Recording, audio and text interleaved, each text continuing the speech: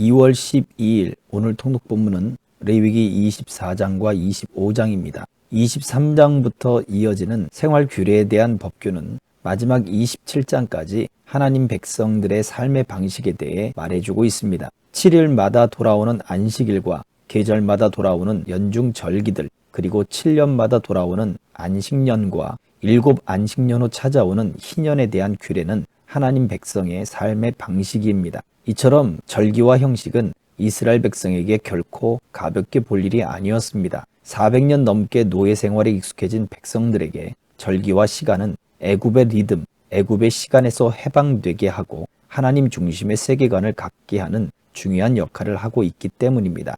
그리고 희년은 토지의 영구 보존을 목적으로 하는 것뿐만 아니라 경제적인 평등, 그리고 참된 자유를 상징하며 하나님 나라에서의 성도의 복된 상태를 암시적으로 예시하는 것입니다. 오늘날 죄악된 세상을 살아가는 모든 성도는 그리스도의 재림으로 완성될 하나님의 나라의 도래를 간구해야 합니다. 그리고 종말을 기다리는 신앙을 토대로 믿음으로 세상을 극복해 나가야 하는 것입니다. 또한 이처럼 하나님의 은혜를 입은 우리는 이스라엘 백성들이 과거 애굽에서의 종살이를 상기하는 해를 보냈던 것처럼 기쁨이 필요한 곳에 기쁨이 되고 은혜가 필요한 곳에 은혜가 되고 도움이 필요한 곳에 도움이 되어지는 믿음의 삶의 배려가 우리 속에 더 풍성히 나타나야 될 것입니다. 오늘도 기쁨과 즐거움 속에 주와 함께 동행하며 믿음의 삶으로 많은 은혜의 열매들을 나눌 수 있는 삶이 되기를 주의 이름으로 축복합니다. 레위기 24장. 하나님께서 모세에게 말씀하셨다. 이스라엘 백성에게 등불에 쓸 깨끗한 올리브 기름을 가져오게 하여 등불이 계속 타오르게 하여라. 아론은 이 등불을 회막안 증거계를 가리는 휘장 앞에 두어 저녁부터 아침까지 하나님 앞에서 계속 타오르게 해야 한다. 이것은 너희가 대대로 지켜야 할 영원한 규례다. 아론은 이 등불을 하나님 앞 순금 등잔대 위에 두어 계속 타오르게 해야 한다. 너는 고운 곡식 가루를 가져다가 빵 한 개당 가루 4리터를 들여 빵 12개를 구워라. 그 빵들을 하나님 앞 순금상 위에 한 줄에 6개씩 2줄로 차려 놓아라. 각 줄을 따라 순전한 향을 발라 그 빵을 기념물로 삼아라. 이것은 하나님에게 바치는 제물이다. 안식일마다 그 빵을 하나님 앞에 차려 놓아야 한다. 이것은 이스라엘 자손이 지켜야 할 영원한 언약이다. 그 빵은 아론과 그의 아들들 몫이 되고 그들은 그 빵을 거룩한 곳에서 먹어야 한다. 그 빵은 하나님에게 바친 제물에서 온 것으로 그들의 목 가운데서도 지극히 거룩한 것이다. 이것은 영원히 지켜야 할 규례다. 어머니는 이스라엘 사람이고 아버지는 이집트 사람인 한 남자가 있었다. 하론은 그가 외출하여 이스라엘 사람들에게로 갔는데 진 안에서 그와 어떤 이스라엘 사람 사이에 싸움이 일어났다. 그 이스라엘 여인의 아들이 하나님의 이름을 모독하고 저주했다. 그러자 사람들이 그를 끌고 모세에게로 왔다. 그의 어머니 이름은 슬로밋인데 단지파 디브리의 딸이었다. 사람들은 그를 가두어 두고 하나님의 뜻이 그들에게 드러나기를 기다렸다. 하나님께서 모세에게 말씀하셨다. 하나님을 모독한 그 자를 진 밖으로 끌어내라. 그가 한 말을 들은 사람은 모두 그의 머리에 손을 얹은 다음 온 회중이 그를 돌로 쳐서 죽여라. 너는 이스라엘 자손에게 이렇게 일러 주어라. 누구든지 하나님을 저주한 자는 그 책임을 져야 한다. 누구든지 하나님의 이름을 모독한 자는 사형에 처해야 한다. 외국인이든 본국인이든 하나님의 이름을 모독한 자는 사형에 처해야 한다. 누구든지 사람을 때려 죽게 한 사람은 사형에 처해야 한다. 다른 사람의 짐승을 죽인 사람은 그것을 물어 주어야 한다. 생명은 생명으로 갚아야 한다. 누구든지 이웃에게 상처를 입힌 사람은 자신이 입힌 만큼 되받게 될 것이다. 골절에는 골절로, 눈에는 눈으로, 이에는 이로 되받게 될 것이다. 이웃에게 상처를 입힌 만큼 그 자신도 상처를 입게 될 것이다. 짐승을 때려 죽게 한 자는 그것을 물어주어야 한다. 그러나 사람을 때려 죽게 한 사람은 사형에 처해야 한다. 여기에 예외는 없다. 외국인이나 본국인에게나 같은 법이 적용된다. 나는 하나님 너희 하나님이다. 모세가 이렇게 이스라엘 백성에게 말하자 그들은 하나님을 모독한 자를 진 밖으로 끌어내어 돌로 쳐서 죽였다. 이스라엘 백성은 하나님께서 모세에게 명령하신 대로 행했다. 25장. 하나님께서 시내산에서 모세에게 말씀하셨다. 너는 이스라엘 백성에게 전하여라. 그들에게 이렇게 일러 주어라. 내가 너희에게 주는 땅에 들어가면 그 땅도 하나님 앞에서 안식하게 하여라. 너희는 6해 동안 밭에 씨를 뿌리고 포도밭을 가꾸고 수확물을 거두어 들여라. 그러나 7째 해에는 그 땅이 하나님 앞에서 안식 곧 온전하고 완전한 쉼을 얻게 해야 한다. 너희는 밭에 씨를 뿌려서도 안 되고 포도밭을 가꾸어서도 안 된다. 자생하는 것을 거두어 들이지도 말고 돌보지 않은 포도나무의 열매를 수확하지도 마라. 그 땅은 한 해 동안 온전하고 완전한 쉼을 얻을 것이다. 안식년 동안 그 땅에서 자생하는 것은 너희가 먹어도 된다. 너희와 너희 남종과 여종과 너희 품꾼과 너희 땅에서 사는 외국인은 물론이고 너희의 가축과 그 땅의 들짐승도 그것을 먹을 수 있다. 그 땅에서 자생하는 것은 무엇이든 먹어도 된다. 안식년을 7번 곧 7해를 7번 세어라. 안식년이 7번이면 49해가 된다. 7째 달 10일 곧 속죄일에 순양의 뿔로 만든 나팔을 크게 울려라. 나팔 소리가 온 땅에 울려 퍼지게 하여라. 너희는 50년이 되는 해를 거룩한 해로 정하고 온 땅에 사는 모든 사람에게 자유를 선포하여라. 이 해는 너희를 위한 회년이니 각 사람은 자기 집안의 소유지로 돌아가서 자기 가족을 만날 것이다. 50년째 해는 너희의 희년이다. 씨를 뿌리지도 말고 밭에서 자생하는 것을 거두지도 말고 돌보지 않은 포도나무의 열매를 수확하지도 마라. 그 해는 희년이고 너희에게 거룩한 해이기 때문이다. 너희는 밭에서 자생하는 것은 무엇이든 먹어도 된다. 이 희년에는 모든 사람이 자기 집안의 소유지로 돌아가야 한다.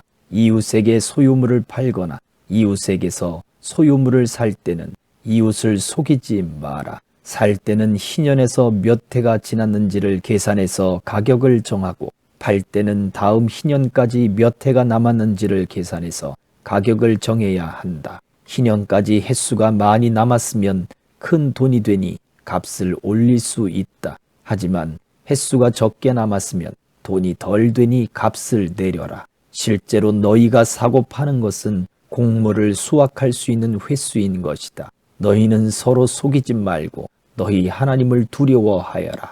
나는 하나님 너희의 하나님이다. 나의 규례를 지키고 나의 법도를 따라 살아라. 그러면 너희가 그 땅에서 안전하게 살 것이다. 그 땅은 열매를 낼 것이고 너희는 온갖 먹을거리를 얻고 아무 걱정 없이 안전하게 살게 될 것이다. 너희가 묻기를 7째 해에 심지도 않고 거두지도 않으면 무엇을 먹고 살라는 말입니까? 하겠지만 내가 보증하겠다. 내가 6째 해에 너희에게 복을 주어 세 해 동안 먹기에 충분한 소출이 그 땅에서 나게 할 것이다. 8째 해에 씨를 뿌리고 나서 9째 해가 되어 핵곡식을 거둘 때까지 너희는 묵은 곡식을 먹게 될 것이다. 땅을 영구히 팔지는 못한다. 땅은 나의 것이다. 너희는 다만 외국인이요 나의 소작인일 뿐이다. 너희는 너희가 소유한 땅을 누군가가 되살 수 있는 권리를 보장해야 한다. 네 형제 가운데 하나가 가난하게 되어 자기 땅의 일부를 팔아야 할 경우 그 친척 가운데 가장 가까운 사람이 나서서 자기 형제가 판 땅을 되사야 한다. 땅을 되사줄 친척이 없는 사람이라도 나중에 성공해서 그 땅을 되살 만큼 충분한 돈을 벌었으면 그 사람은 자신이 땅을 판 뒤로 사용된 땅의 가치를 계산해서 남은 값을 땅을 산 사람에게 지불하면 된다. 그렇게 해서 그는 자기 소유의 땅으로 돌아갈 수 있다. 그러나 되살 만큼 돈을 벌지 못했으면 그가 판 땅은 희년이 될 때까지 그 땅을 산 사람의 소유로 남는다. 희년이 되면 땅은 원래의 주인에게 돌아갈 것이다. 그때 그는 자기 땅으로 돌아가 그 땅에서 살아갈 수 있다. 성곽 안에 있는 집을 판 경우 판지 한 해가 다 차기까지는 되살 권리가 있다. 한 해 동안은 언제든 되살 수 있다. 하지만 한 해가 다 지나도록 되사지 못하면 그 집은 영원히 구입한 사람과 그 자손의 소유가 된다. 그 집은 희년이 되어도 원래의 주인에게 돌아가지 않는다. 그러나 성곽이 없는 마을에 있는 집은 밭과 마찬가지로 처리할 것이다. 그 집은 언제든 되살 수 있고 희년에는 원래의 주인에게 돌아가야 한다. 레위인 성읍의 경우에는 성읍 안에 있는 그들 소유의 집은 언제든 되살 수 있다. 레위인의 집은 그들 소유의 성읍에서 판 것이면 언제든 되살 수 있고 희년이 되면 원래의 주인에게 돌아간다. 레위인의 성읍에 있는 집은 이스라엘 백성 가운데 있는 그들의 재산이기 때문이다. 레위인의 성읍에 속한 목초지는 그들의 영원한 소유지이므로 팔 수 없다. 너희 형제 가운데 누가 가난하게 되어 자기 힘으로 살아가지 못하는 사람이 있으면 외국인이나 손님을 돕듯이 그를 도와주어라. 그래서 그가 너희 동네에서 계속 살 수 있게 해 주어라. 그에게 이자를 받아 돈을 벌려고 하지 마라. 너희 하나님을 경외하는 마음으로 너희 형제가 너희와 한 동네에서 함께 살 수 있게 해 주어라. 그의 공경을 이용하여 과도한 이자를 얻으려고 돈을 빌려주거나 이득을 보려고 양식을 구워 주어서는 안 된다. 나는 가나안 땅을 너희에게 주어 너희 하나님이 되려고 너희를 이집트에서 이끌어낸 너희 하나님이다. 너희 형제 가운데 누가 가난하게 되어 자신의 몸을 너희에게 팔아야 할 경우 그를 종부리듯 하지 말고 품꾼이나 너희 가운데 머무는 손님처럼 대하여라. 희년이 될 때까지 그가 너희를 위해 일할 것이다. 희년이 되면 그는 자녀들과 함께 마음 놓고 자기 친척과 조상의 땅으로 돌아갈 수 있다. 이스라엘 백성은 내가 이집트에서 이끌어낸 나의 종이니 절대 종으로 팔 수 없다. 너희는 그를 가혹하게 부리지 마라. 너희는 하나님을 두려워하여라.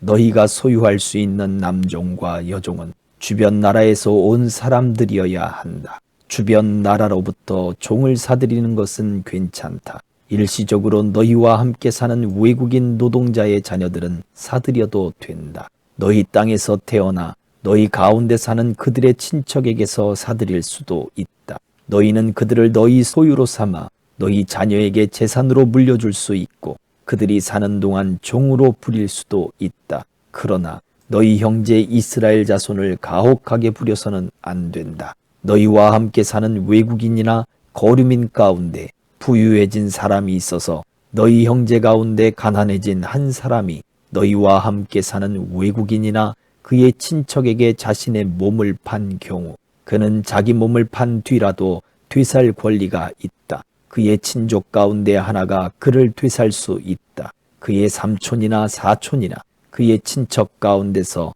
가까운 사람이 그를 되살 수 있다. 또는 그가 돈을 모아서 스스로 값을 치를 수도 있다. 그럴 경우 그와 그의 주인은 그가 몸을 판 해부터 희년이 되는 해까지의 횟수를 계산하고 그 횟수 동안 치러야 할 품꾼의 삭세에 따라 되사는 값을 정해야 한다. 희년까지 횟수가 많이 남았으면 그는 자신을 판 가격의 상당액을 갚아야 한다. 그러나 희년까지 몇 해 남지 않았으면 그 남은 횟수에 따라 되사는 값을 계산해야 한다. 주인은 그를 해마다 고용한 사람처럼 대해야 한다. 주인이라도 그를 가혹하게 부리는 일은 없어야 한다. 그가 이 방법들 가운데 어느 것으로도 풀려나지 못한다 해도 희년이 되면 자유의 몸이 된다. 그는 물론이고 그의 자녀까지도 자유의 몸이 된다. 이는 이스라엘 백성이 나의 종, 곧 내가 이집트에서 이끌어낸 나의 종이기 때문이다. 나는 하나님, 너희 하나님이다. 아멘.